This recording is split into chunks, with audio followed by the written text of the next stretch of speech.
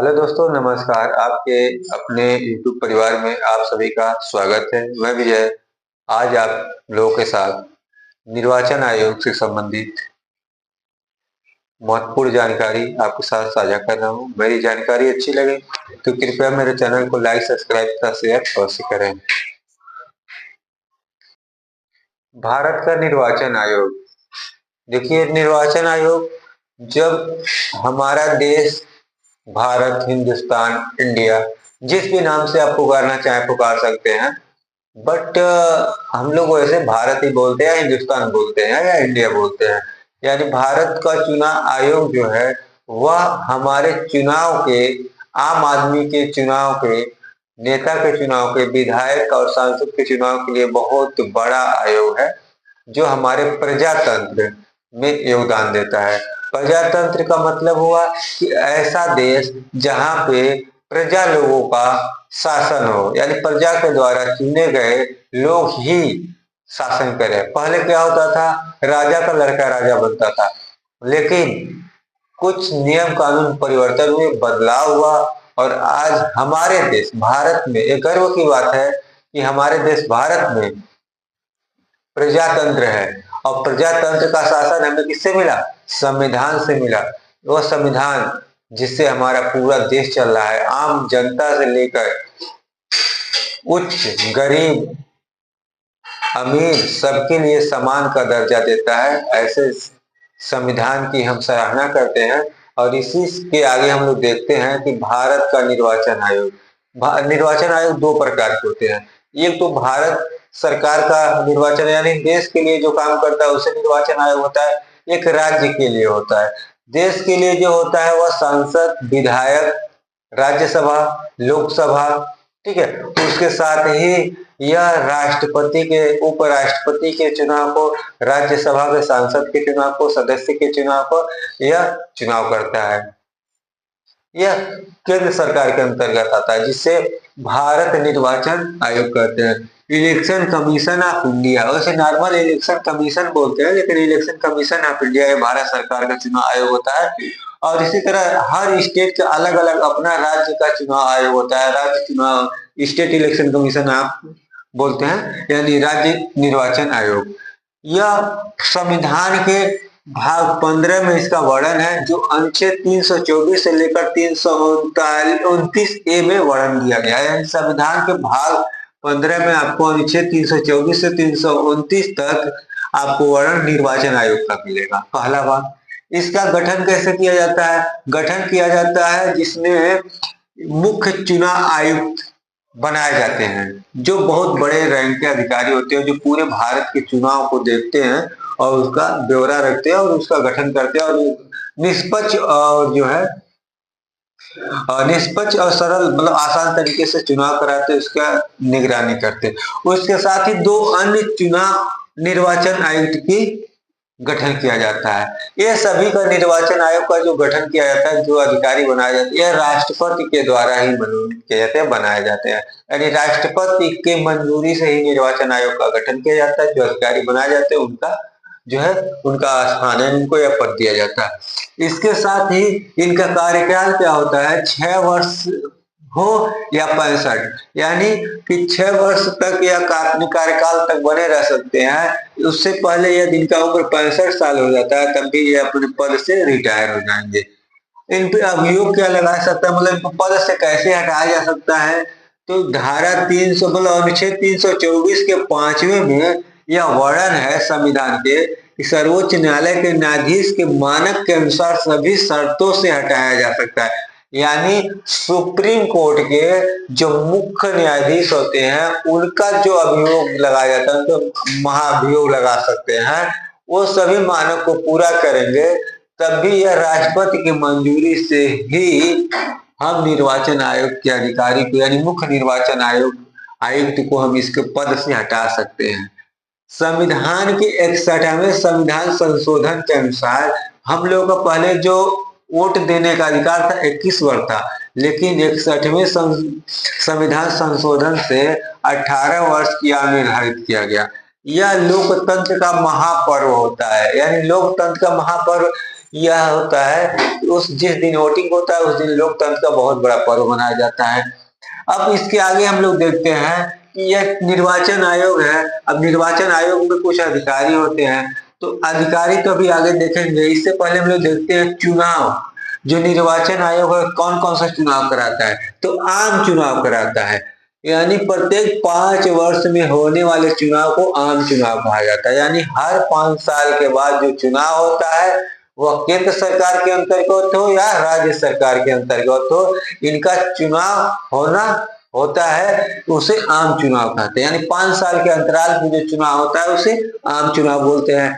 मध्यावधि चुनाव क्या होता है, कार्यकाल के भंग होने पर। कार्यकाल के भंग होने पर कहने का मतलब क्या है, राज्यसभा लोकसभा और विधानसभा में कोई किसी का शासन चल रहा है, यानी कोई मुख्यमंत्री पद पे है किसी पार्टी का, और उसी बीच वह कई पार्टियों के गठबंधन से बना हुआ है, तो यदि वो पार्टी गठबंधन अपना तोड़ देती है तो उनका कार्यकाल भंग हो जाएगा। जैसे अभी जो है हमारे वर्तमान में निर्वाचन आयोग के भारत सरकार के माननीय प्रधानमंत्री श्री नरेंद्र मोदी का जो क्षेत्र है और जो पार्टी भारतीय जनता पार्टी ने जो है केंद्र में सरकार बनाया है, या केंद्र में सरकार जो बनाया है इसमें कई पार्टी का गठन किया गया है, यानी कई पार्टी इसके साथ मिलकर बनाया। जैसे नीतीश कुमार हुए, रामविलास पासवान की पार्टी, नीतीश कुमार की पार्टी, इन लोगों ने उनका सहयोग दिया। 240 सीट था, हमें 272 सीट चाहिए था, तो 272 सीट चाहिए था, इसके लिए जो है हमने और पार्टियों का गठन लिया। इसके बाद आता है उपचुनाव। उपचुनाव क्या होता है, सदस्य की मृत्यु या किसी कारणवश सीट खाली हो जाती है।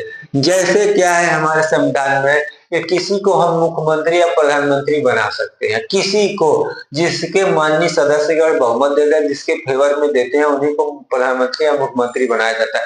लेकिन इसके लिए क्या होता है कि 6 महीने के अंदर ही चुनाव आयोग का काम होता है चुनाव कराना, या कहीं पे होता है कोई विधायक है या सांसद है, और वह सांसद है या विधायक है, यदि विधायक के पद पे है और उसने सांसद के पद का जब इलेक्शन हुआ, चुनाव हुआ, उस पद पे उन्हें भाग लिया और जीत गया, तो जीतने के बाद क्या करेगा, अब या तो सांसद वाला पद छोड़ दे या तो विधायक वाला पद। तो विधायक वाला जो पद वो छोड़ेगा तो उस समय उपचुनाव कराया जाएगा, यानी वो सीट किसी कारणवश खाली हो गई।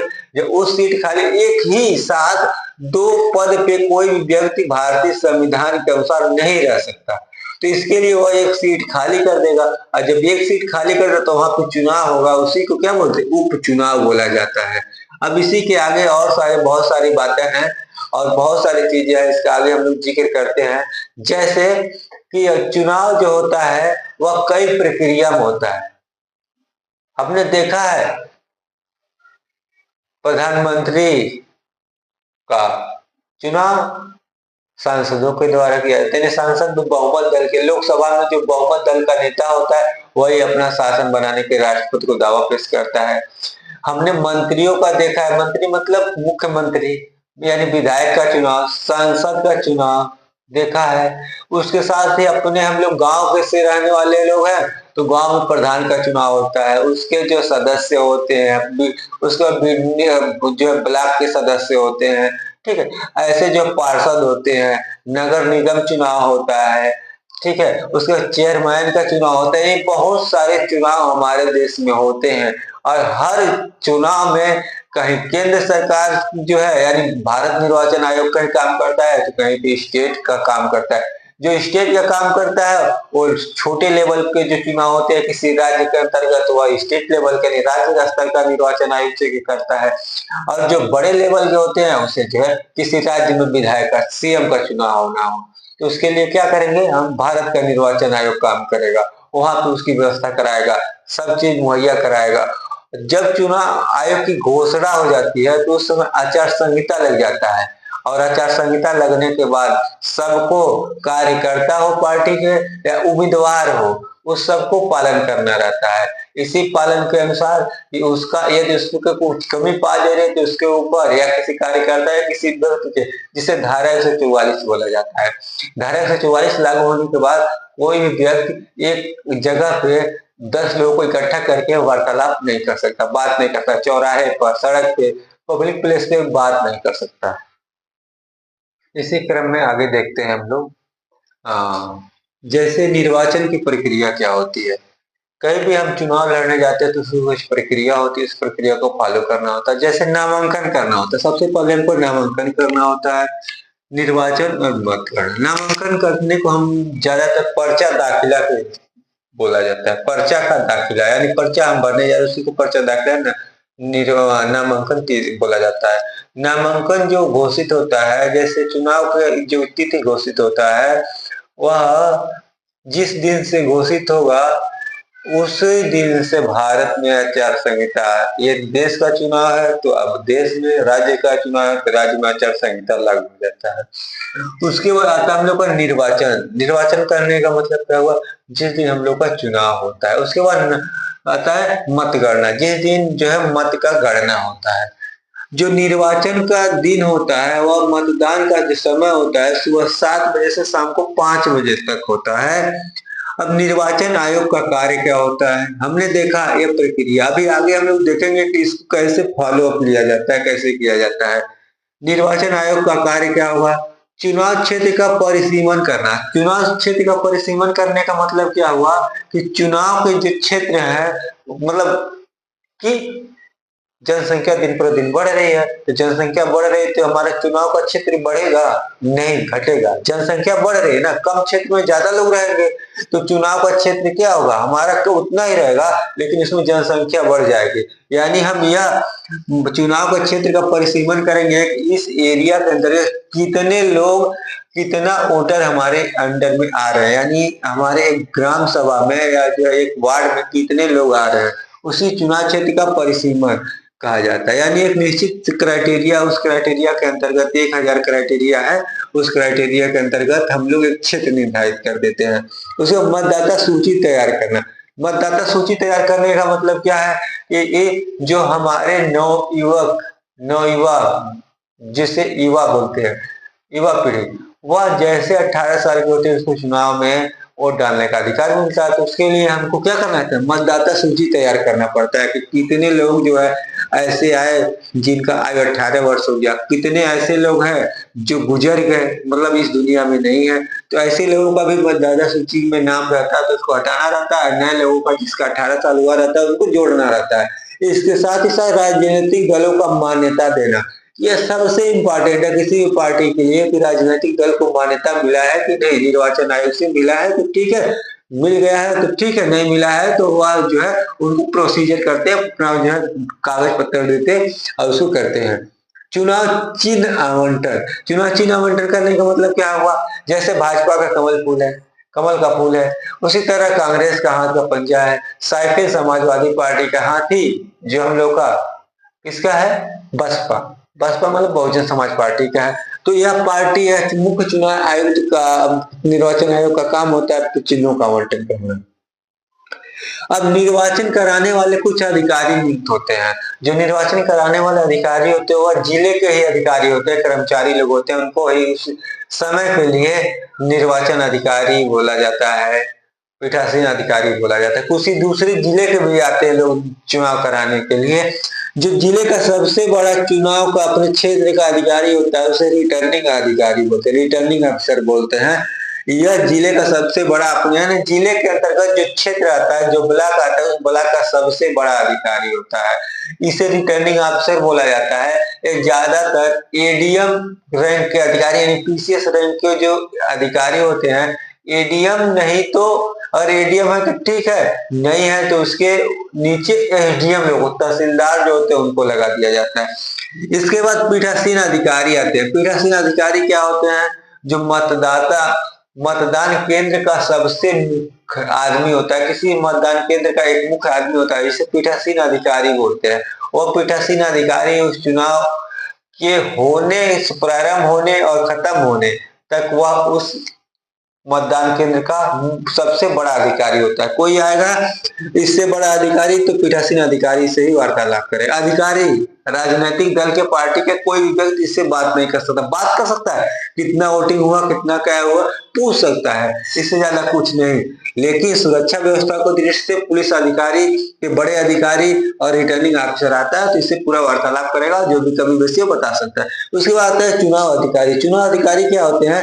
पीठासीन अधिकारी के सहायक होते हैं। पीठासीन अधिकारी के सहायक होने का मतलब क्या है? जो पीठासीन अधिकारी होता है उसके साथ कई और अधिकारी आते हैं। कोई बैलेट पेपर फाड़ कर देता है, मतलब जो निर्वाचन में नाम मैच करता है उसका एक पेपर बना के देता है। कोई ऐसा होता है जो उंगली पे स्याही लगाता है। ये सभी 3-4 होते हैं जो वाले बटन यदि ईवीएम से हो रहा है तो उसके लिए जो होता है बटन को मतलब चेक करने वाला, तो उसके लिए 3 से 4 अधिकारी इसके सहायक पीठासीन अधिकारी के सहायक होते हैं। पीठासीन अधिकारी के जो सहायक होते हैं उनका भी रोल उतना ही होता है। वो किसी जिले के दूसरे जिले के इधर आते हैं, उनको चुनाव के एक दिन पहले शाम को छोड़ दिया जाता है जिस मतदान केंद्र पर, और अगले दिन सुबह 7 बजे से शाम को 5 बजे तक उनका चुनाव जो है संपन्न कराना, निष्पक्ष चुनाव कराना सबसे महत्वपूर्ण होता है। और निष्पक्ष चुनाव कराकर और पीठासीन अधिकारी और 3-4 और गांव के जो लोग होते हैं उनका सिग्नेचर किया जाता है उस ईवीएम या उस वाले बॉक्स को, जो बॉक्स में चुनाव कराया जाता है, पेपर से चुनाव कराया जाता है, उसको सील किया जाता है और उसमें जो है उसको मतलब रख के जिले के सुरक्षा के अंतर्गत यानी जिले के सुरक्षा व्यवस्था के अंतर्गत, प्रशासनिक व्यवस्था के अंतर्गत उसको सुरक्षित रखा जाता है जब तक कि मतगणना के दिन तक। इसी क्रम में आगे हम लोग देखते हैं नामांकन जब तिथि घोषित हो जाती है, चुनाव के लिए तिथि घोषित हो जाती है तो नामांकन के लिए 7 दिन तक का समय मिलता है। किसी भी चुनाव में 7 दिन का समय मिलता है। अधिसूचना जारी होने के बाद धारा 144 लागू हो जाती है जिसे भारत में आचार संहिता के नाम से जाना जाता है, यानी आचार संहिता लागू हो गई। यानी नामांकन के 7 दिन तक हम चुनाव में अपना पर्चा दाखिला कर सकते हैं। उसके बाद आपके फॉर्म की जांच होती है। जांच करने के लिए 1 दिन का समय मिलता है। उस जांच पड़ताल होती है, ठीक है, सही पाया गया तो आपको एक्सेप्ट कर दिया जाएगा, नहीं गलत पाएगा तो उसको रिजेक्ट कर दिया जाएगा। उसके बाद वापसी की भी तिथि होती है 2 दिन का समय दिया जाता है वापसी। जिसको चुनाव नहीं लड़ना है, गलती से या भूलवश या किसी कारणवश उसने पर्चा दाखिला कर दिया है और वह नहीं लड़ना चाहता है तो वापस होना चाहता है तो वो कर सकता है। 2 दिन का समय दिया जाता है। भारत में चुनाव 2 प्रकार के होते हैं, एक प्रत्यक्ष चुनाव होते हैं, अप्रत्यक्ष चुनाव होते हैं। प्रत्यक्ष चुनाव क्या होते हैं? जो जनता के द्वारा सीधे वोट किए जाते हैं, यानी जनता के द्वारा जो प्रतिनिधि चुने जाते हैं उसी को प्रत्यक्ष चुनाव कहते हैं, यानी जिसमें जनता वोटिंग करती है। दूसरा होता है अप्रत्यक्ष चुनाव।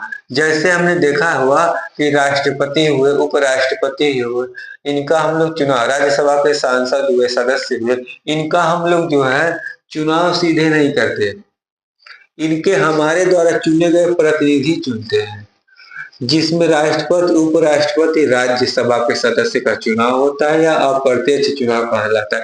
अप्रत्यक्ष चुनाव कहने का मतलब हमारे द्वारा सीधे नहीं चुने गए व्यक्ति, हमारे द्वारा चुने गए व्यक्तियों के द्वारा जो चुनाव में भाग लेते हैं, जो चुनते हैं, उसी को अप्रत्यक्ष चुनाव कहते हैं। अप्रत्यक्ष चुनाव आता है काल में, चुनाव में गठन होता है निर्वाचन मंडल, जिसमें राष्ट्रपति चुनाव के लिए चुनाव से पूर्व इस मंडल का गठन किया जाता है। राष्ट्रपति चुनाव से पहले निर्वाचन मंडल का गठन किया जाता है और इस मंडल का काम होता है राष्ट्रपति को चुनना।